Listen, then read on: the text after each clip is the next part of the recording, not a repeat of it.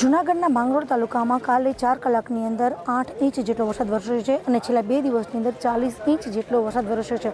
જેને કારણે જૂનાગઢની અંદર માંગરોળ તાલુકાની અંદર સૌથી વધુ અસર થઈ છે। તમે અત્યારે જે જગ્યા જોઈ શકો છો એ જગ્યા છે માંગરોળથી પોરબંદર અને સોમનાથને જોડતો નેશનલ હાઈવે છે, જે અત્યારે તૂટી ગયો છે અને કાલે રાત્રે જે પાણીનો પ્રવાહ હતો એ પ્રવાહ જ્યારે ઓછો થયો ત્યારે અંદાજ આવ્યો છે કે આ કેટલું મોટું નુકસાન છે। અત્યારે જોઈ શકાય છે કે અંદાજે 1 કિલોમીટર જેટલો એરિયા છે એ અફેક્ટેડ છે અને એટલે જ અહીંયા અત્યારે ટોટલ માંગરોળથી પોરબંદર અને સોમનાથ જવાનો રસ્તો છે એ બિલકુલ બંધ કરી દેવામાં આવ્યો છે। હજારો યાત્રીઓ છે એ સોમનાથ અને માંગરોળની અંદર ફસાયેલા છે। અત્યારે પણ જે સ્થિતિ છે એ જોઈ શકાય છે કે અત્યારે હજારો લોકો છે એ આ સ્થિતિને જોવા માટે આવ્યા છે, કારણ કે 2 દિવસથી સતત વરસાદ વરસી રહ્યો હતો અને એ વરસાદને કારણે જ અહીંયા જે સ્થિતિ નિર્માણ થઈ છે એનું જે દ્રશ્ય છે એ આ તબાહીનું આ દ્રશ્ય કહી શકાય, કારણ કે નેશનલ હાઈવે તૂટી જાય અને એ પણ અંદાજે 500 મીટર જેટલું તૂટી જાય એ કહી શકે છે કે કેટલી મોટી તબાહી હોઈ શકે। કાલે અહીંયા ગળાડૂબ જેટલા પાણીઓની અંદર લોકો રહેવા માટે મજબૂર બન્યા હતા। આપણે જોઈએ એ પણ જોયું છે કે અત્યારે પણ હાલની સ્થિતિ વરસાદ રોકાયાના 14 કલાક પછી પણ કમર જેટલું પાણી છે એમાં અત્યારે રહેવા માટે લોકો મજબૂર થયા છે। તેમજ જૂનાગઢ કેશોદ અને કેશોદથી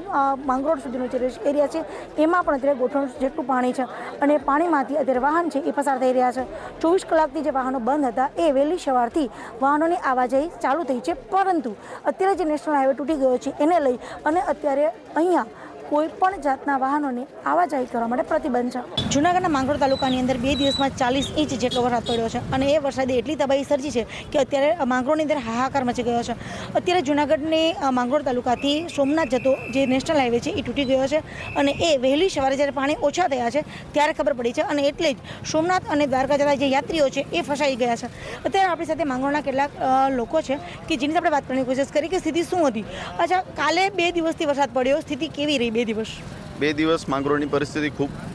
ખરાબ રહી, કારણ કે 2 દિવસથી એક સતત વરસાદ હતો, જેના કારણે નીચાણવાળા વિસ્તારમાં પાણી પણ ડૂબાઈ ગયું અને અમારા જે નીચાણવાળા સોસાયટીઓ જે અમુક હતી એવા સ્થાનિક લોકોનું સ્થળાંતર પણ કરવામાં આવ્યું સુરક્ષિત જગ્યાએ અને ખૂબ જ પરિસ્થિતિ ખરાબ હતી, જેના કારણે આજે સોમનાથથી દ્વારકા જતો નેશનલ હાઈવે છે એનો પુલ પણ તૂટી ગયો। વહેલી સવારે લોકોને ખબર પડી અને એના કારણે 1000થી જેટલા મુસાફરો પણ અહીંયા માંગરોળની અલગ અલગ વાડીઓમાં, વંડીઓમાં, હોટલોમાં રોકાયેલા છે અને માંગરોળના સેવાભાવી લોકોએ એમની ખૂબ સેવા પણ કરી છે। આવી ખરાબ પરિસ્થિતિ હોવા છતાં પણ એમણે જે છે પોતે અલગ અલગ રસોડાઓ ઊભા કર્યા અને તેમાં વેજ પુલાવ બનાવીને લોકોને પીરસવામાં આવ્યું અને પરિસ્થિતિ ખૂબ જ ખરાબ હતી। અચ્છા, અહીંયા 2 દિવસની અંદર જે તબાહીના દ્રશ્યો સર્જાણા છે એમાં ખાસ કરીને આસપાસની જે વાડીઓ છે, નાળિયેરીનો જે બાગ બગીચા હોય છે, ફળફળાદીના બગીચા હોય છે, એમાં કેટલે અંશે ને કેવું નુકસાન દેખાઈ રહ્યું છે? અહીંયા જે હુસેનાબાદ જે નોડી નદી પર પુલ છે આજુબાજુમાં 100 જેટલી વાડીઓમાં ખૂબ જ નુકસાન થયું છે, ઢોર ઢાખરને નુકસાન થયું છે અને લોકોએ વર્ષો 1 વર્ષ સુધી જે સાચવેલો અનાજ હોય એ પણ પૂરમાં તણાઈ ગયું છે અને આ જે રસ્તો છે એ પણ બંધ થઈ ગયો છે અને વાડીઓમાં ખૂબ જ નુકસાન થયું છે અને ઘણા બધા મકાનો પડી ગયા છે, એવા બનાવો પણ બન્યા છે અહીંયા। અચ્છા, ગઈકાલે અહીંયા રેસ્ક્યુ જેવી કોઈ ઘટનાઓ બની હતી ખરી? રેસ્ક્યુ તો સ્થાનિકો દ્વારા અહીંયા માંગરોળ સિટી વિસ્તારમાં જે સ્થળાંતર કરવાની કામગીરી હતી એમાં માંગરોળના સ્થાનિક આગેવાનો અને યુવાનોએ અને માંગરોળનું સ્થાનિક જે વહીવટી છે નગરપાલિકા એમણે રેસ્ક્યુમાં જોડાયા હતા। બાકી કોઈ મોટી રેસ્ક્યુ ટીમ માંગરોળમાં આવી નહોતી સિટીમાં, ખાસ કરીને કેમ કે અમે સિટીમાં કામગીરી કરતા હતા અને આજે હુસેનાબાદ છે આ વિસ્તારમાં પણ કોઈ સરકારી વહીવટી તંત્ર આવેલું નહોતું, અહીંયા સ્થાનિક લોકોએ જ મદદ કરી છે ને સ્થાનિક લોકો જ કામ કરતા હતા। અચ્છા, અહીંયા જે નેશનલ હાઈવે છે એ તૂટ્યો છે, આ નેશનલ હાઈવે તૂટવાનું મુખ્ય કારણ તમને શું લાગે છે? આ નેશનલ હાઈવેનું ખૂબ જ નબળું કામ છે, કારણ કે 4 વર્ષ પહેલાં પણ જ્યારે વધારે વરસાદ હતો ત્યારે પણ આ રસ્તો બંધ થઈ ગયો હતો અને હજારો લોકો હેરાન થયા હતા। ખાસ કરીને જે ફૂટ પાયરી બનાવેલી છે આ ફૂટ પાયરીના કારણે આવું થાય છે, કારણ કે અહીંયા જ્યારે લોખંડના બેરિકેડ મારેલા હતા તો પાણી એના ઉપરથી જતું રહેતું હતું, પણ આ ફૂટ પાયરીના કારણે પાણી દબાણ મારે છે ને એના કારણે પાણી સાઈડમાં જાય છે અને આ પાણી સાઈડમાં જાય છે એના કારણે એની અસર સીધી આ જે કામ નબળું છે, ગયા વખતે પણ આમાં થીગડું જ મારેલું હતું અને એ થીગડાના કારણે આ પાછું આ થીગડું છે આ 2026માં પાછું તૂટી ગયું છે, એટલે અહીંયા મજબૂત કામગીરી કરવામાં આવી અમારી માંગણી છે। કારણ કે આ જે રસ્તો છે સોમનાથ અને દ્વારકા ને જોડતો રસ્તો છે, પોરબંદરને પણ સાથે જોડે છે અને ખૂબ જ